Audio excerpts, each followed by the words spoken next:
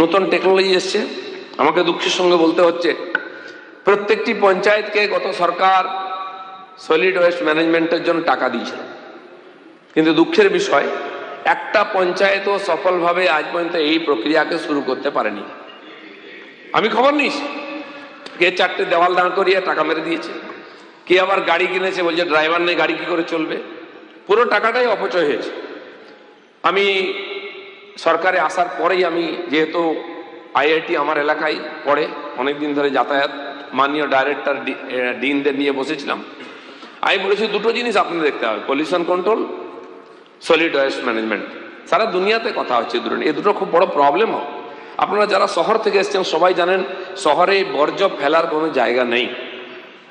আমরা দেখি কলকাতার বর্জ্য ধাপা বন্ধ হয়ে গিয়ে এখন দক্ষিণেশ্বরের দিকে যাওয়ার সময় বাঁ দিকে বিশাল বিশাল পাহাড় তৈরি হয়েছে।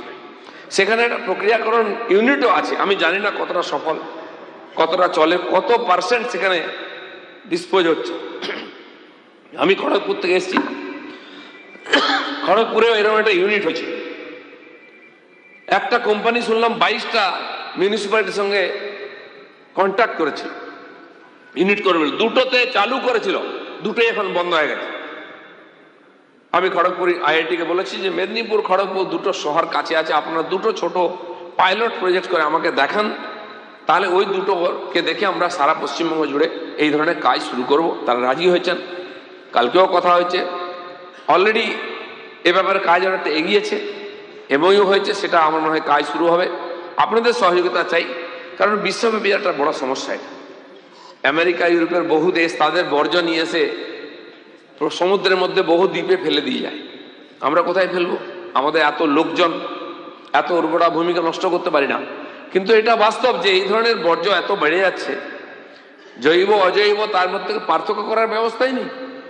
এ দুটো প্রথম পার্থক্য করতে হবে, আর তারপরে সেটা প্রক্রিয়াকরণ, তার থেকে সার, তার থেকে পেট্রোল, অনেক কিছু তৈরি হচ্ছে আজকাল, সেটা হতে পারে। সেই জন্য এই প্রকল্পতে সবাইকে একটু জোর দিতে, আপনি নিজের এলাকায় চেষ্টা করুন যেন বর্জ্যকে প্রক্রিয়াকরণ করা যায়। গ্রামাঞ্চলের জন্য মানুষের মল ইত্যাদিকে প্রক্রিয়াকরণ করার ব্যবস্থা তৈরি হয়েছে। একটি সংস্থার সঙ্গে আমার কথা হয়েছে, উনি যেমন বললেন যে যারা তুলে নিয়ে যায় তারা পয়সা নেয়, এখানে উল্টো, তারা একটা এনজিও করেছেন, তারা মল ইত্যাদি বাড়ি বাড়ি থেকে নিজেরা তুলে নিয়ে যাবেন, আর তার জন্য পঞ্চায়েত বা মিউনিসিপ্যালিটিকে তারা টাকা দেবেন, ট্যাক্স দেবেন, কারণ ওটাকে দ্রব্য কাঁচামাল হিসাবে কিনে নিয়ে যাবেন, ওনারা নিজেরাই সাফাই করে নিয়ে যাবেন, তারা প্রসেস করবেন, শুকনো আলাদা, জলটা অন্যভাবে ব্যবহার হবে, শুকনোটা সার হিসেবে ব্যবহার হবে। এই ধরনের প্রজেক্ট এসছে, সেটা আমরা ভেবে দেখছি। আমি আমাদের প্রিন্সিপাল সেক্রেটারির সঙ্গে কথা বলেছি, এগুলো আমরা 1-2 জায়গায় পাইলট প্রজেক্ট হিসাবে শুরু করবো, যদি সফল হয় বাকি জায়গায় করব। আরেকটা আছে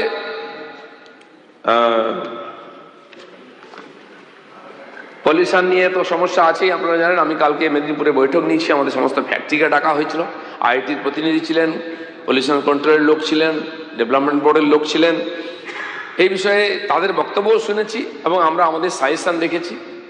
এটা একটা বড় বিষয়, চিন্তার বিষয় আছে। পলিউশন যেভাবে বাড়ে, বিশেষ করে ঠান্ডার সময় 300-400-র মধ্যে চলে যায়, যেটা খুবই বিপজ্জনক, দিল্লির কাছাকাছি চলে যায়। সেজন্য এটা নিয়ে আমাদের সবাইকে সচেতন হতে হবে। আর আমরা এই ব্যাপারে যারা এক্সপার্ট তাদের সঙ্গে কথাবার্তা বলছি, যাতে এর সমাধান বার করা যায়। কয়েকটি বিষয় এগুলোই বলা ছিল, বাকি বাজেট আপনাদের কাছে গেছে, আপনারা পড়েছেন, আপনাদের বক্তব্য শুনে আমার মনে হলো নিয়ে নতুন কিছু বলার নেই। আমরা প্রায় 20,48,000 মানুষকে ভাতা দিই, পঞ্চায়েত বিভাগ দেয়, একটা বড় খরচা আছে আমাদের। এটা এই যে